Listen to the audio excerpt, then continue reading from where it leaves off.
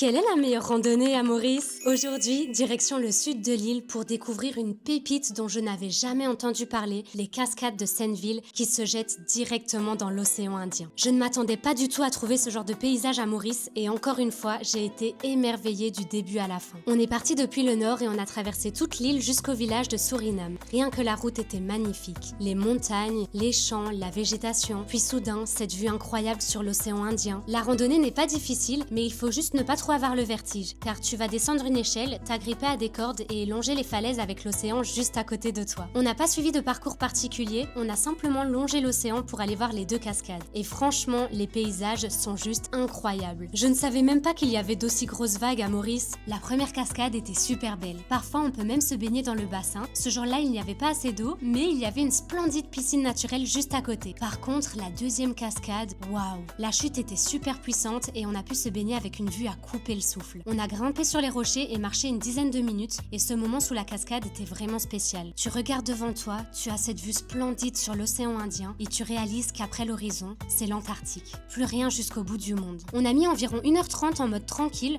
en profitant de chaque point de vue et de la deuxième cascade. Si tu aimes la nature, les cascades et les paysages sauvages, enregistre cette vidéo parce que tu vas adorer cette randonnée. Abonne-toi pour plus de contenu à l'île Maurice.